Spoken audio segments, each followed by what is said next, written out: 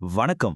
நம்ம வாழ்க்கையில சில சமயம் ரொம்ப பெரிய ஆழமான உண்மைகள் எல்லாம் ரொம்ப சிம்பிளான வார்த்தைகள்ல ஒளிஞ்சிருக்கும் இல்லையா? இன்னைக்கு அப்படிப்பட்ட ஒரே ஒரு சக்தி வாய்ந்த வசனம் ஞானத்தோட உண்மையான அடித்தளத்தை நமக்கு எப்படி விளக்குதுன்னு பார்க்கலாம். நம்ம எல்லாருக்குமே இந்த கேள்வி என்னைக்காவது ஒரு நாள் மனசுல வந்திருக்கும். இந்த உலகத்துல தகவல்கள் கொட்டி கிடக்குது.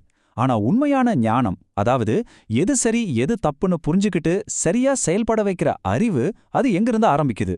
வாங்க இந்த கேள்விக்கான பதில நம்ம ஒன்னா சேர்ந்து தேடலாம். இதுக்கான பதில் ரொம்பவே பழமையான ஒரு ஞான புத்தகமான நீதிமொழிகள்ல இருந்து நேரடியாவே வருது. பாருங்க, இந்த ஒரே ஒரு வசனம் நமக்கு முன்னாடி ரெண்டு பாதைகளை வைக்குது. ஒன்னு ஞானத்துக்கு கொண்டு போகுது, இன்னொன்னு அறியாமைக்கு. இந்த ரெண்டு பாதைகளும் எங்க தொடங்குதுன்னு இன்னும் கொஞ்சம் விரிவா பார்ப்போம். சரி, முதல்ல இந்த வசனத்தோட முதல் பாதிக்கு வருவோம். ஞானத்தின் ஆரம்பம்னு இது சொல்லுது. அதாவது இது ஒரு ஆப்ஷன் இல்ல, இதுதான் ஸ்டார்டிங் பாயிண்ட், இதுதான் ஃபவுண்டேஷன்னு ரொம்ப தெளிவா சொல்லுது. அதாவது நம்ம ஞானத்தை நோக்கிய பயணம் முழுசுமே இந்த ஒத்த வார்த்தையை புரிஞ்சுக்கிறதுல தான் தொடங்குது. பயம். ஆனா இங்க சொல்லப்படுற பயம்ங்கிற வார்த்தைக்கு உண்மையான அர்த்தம் என்ன? அதை நாம சரியா புரிஞ்சுக்கிட்டாதான் இந்த வாக்கியத்தோட ஆழமே நமக்கு விளங்கும். பயம்னு சொன்ன உடனேயே நம்ம மனசுக்கு என்ன வரும்? ஒரு விதமான பீதி, நடுக்கம், அப்படிதானே? ஆனா இந்த வசனத்துல பயன்படுத்தி இருக்கிற இந்த பயம்ங்கிற வார்த்தை அதை தான் குறிக்குதா, இல்ல அதுக்கு வேற ஏதாவது ஆழமான அர்த்தம் இருக்கா? இங்கதான் ஒரு முக்கியமான விஷயத்த நாம புரிஞ்சுக்கணும். இந்த வசனத்துல வர்ற பயம் அப்படிங்கிறது ஒரு முதலாளிய பார்த்து பயப்படுற அடிமையோட பயம் கிடையாது. இதுக்கு நேர்மாறா இந்த பிரபஞ்சத்தை படைச்சவரோட மகத்துவத்தையும் ஒழுக்கத்தையும் சக்தியும் பார்த்து ஒருத்தருக்கு வர்ற பிரமிப்பு, ஆழமான மரியாதை, பணிவு, இதை தான் குறிக்குது. இப்ப இந்த ரெண்டு விதமான பயத்துக்கும் இருக்கிற வித்தியாசத்தை கொஞ்சம் பாருங்களேன். ஒரு வகை பயம் நம்மள ஒண்ணுமே செய்ய விடாம முடக்கி போடும். ஆனா இந்த பக்திமிக்க பயம் இருக்கே, அது நம்மள ரொம்ப பணிவோட கத்துக்க தூண்டும். அப்போ ஞானத்தோட கதவை துறக்கிற சாவி அச்சுறுத்தல் இல்ல, ஆழமான மரியாதை தான். சரி, ஞானத்தோட பாதையை பார்த்துட்டோம். இப்போ இந்த வசனத்தோட ரெண்டாவது பகுதிக்கு போலாம். ஒருத்தரும் ஞானத்தோட பாதையை நிராகரிச்சா என்ன ஆகும்னு இது நேர்மாறா காட்டுது. இதுதான் மூடரோட பாதை.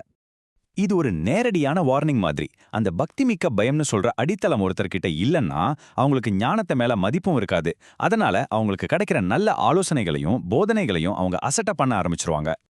இப்போ ஒரு முக்கியமான கேள்வி வருது. இந்த வசனத்துல மூடர்னு சொல்றது யார? புத்திசாலித்தனம் குறைவா இருக்கிறவங்களையா, இல்ல படிக்காதவங்களையா? இந்த வசனத்தை பொறுத்த வரைக்கும் அது அர்த்தம் கிடையாது. இங்க ஒரு சுவாரஸ்யமான விஷயம் என்னன்னா, மூடன்கிறது அறிவு குறைபாடு இல்ல, அது ஒரு மனப்பான்மை. எனக்கு எல்லாம் தெரியுங்கிற அகங்காரம், மத்தவங்க சொல்ற ஆலோசனைகளை கேட்காம நிராகரிக்கிறது, எனக்கு யாரும் சொல்லித்தர தேவையில்லைன்னு நினைக்கிற எண்ணம். இதோட அடித்தளம் என்னன்னா அகங்காரம், மரியாதை கிடையாது. சரி, இப்ப நாம இந்த ரெண்டு பாதைகளையும் ஒன்னோட ஒன்னு நேருக்கு நேரா ஒப்பிட்டு பார்க்கலாம். அப்போதான் இந்த வசனம் நமக்கு முன்னாடி வைக்கிற இந்த அடிப்படை தேர்வு எவ்வளவு முக்கியம்னு இன்னும் தெளிவா புரியும். இந்த ரெண்டு பாதைகளுக்கும் இருக்கிற வித்தியாசத்தை பாருங்க. ஒன்னு மரியாதையில ஆரம்பிச்சு ஞானத்துல போய் முடியுது, இன்னொன்னு அகங்காரத்துல ஆரம்பிச்சு அறியாமையில போய் முடியுது. இது ரெண்டும் வெறும் மனப்பான்மைகள் மட்டும் இல்ல, இது ரெண்டும் வேற வேற வாழ்க்கை பயணங்கள். இந்த தேர்வு எவ்வளவு முக்கியம்னு இப்ப புரியுது இல்லையா? ஆயிரக்கணக்கான வருஷங்களுக்கு முன்னாடி எழுந்த இந்த வசனம் இன்னைக்கு நம்மளோட இந்த டிஜிட்டல் உலகத்துக்கு எப்படி பொருந்தும்? இது நிஜமாவே இன்னைக்கு முக்கியமா? நிச்சயமா முக்கியம். ஏன்னா ஒரு அடிப்படை உண்மை என்னைக்குமே மாறாது. நீங்க எங்க ஆரம்பிக்கிறீங்களோ அதுதான் நீங்க எங்க போய் சேர்வீங்கன்னு முடிவு பண்ணும். உங்க அறிவு பயணத்தோட தொடக்க புள்ளி பணிவும் மரியாதையுமா இருந்தா உங்க பயணம் ஞானத்தை நோக்கி போகும். அதுவே அகங்காரமா இருந்தா அது உங்களை எங்கேயுமே கொண்டு போய் சேர்க்காது. யோசிச்சு பாருங்க, இன்னைக்கு நம்மள சுத்தி எவ்ளோ தகவல்கள் இருக்கு. எது உண்மை எது போயின்னே தெரியாம குழம்பி போறோம்.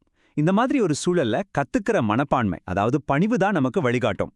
வாழ்க்கையில முக்கியமான முடிவுகள் எடுக்கிறதுக்கும் நல்ல உறவுகளை வளர்த்துக்கிறதுக்கும் நம்மளோட தனிப்பட்ட மற்றும் தொழில்முறை வளர்ச்சிக்கும் இந்த மனப்பான்மை ரொம்ப ரொம்ப அவசியம். அப்போ இந்த முழு பகுப்பாய்வும் கடைசியா உங்களை ஒரு முக்கியமான கேள்வி கேட்க வைக்குது. உங்களுடைய அறிவு மற்றும் ஞானத்துக்கான பயணத்தை நீங்க எந்த அடித்தளத்து மேல கட்ட ஆரம்பிக்கிறீங்க? மரியாதையின் மேலையா இல்ல அகங்காரத்தின் மேலையா? நீங்க எடுக்க போற பதில் உங்க மொத்த வாழ்க்கையோட திசையே தீர்மானிக்கலாம்.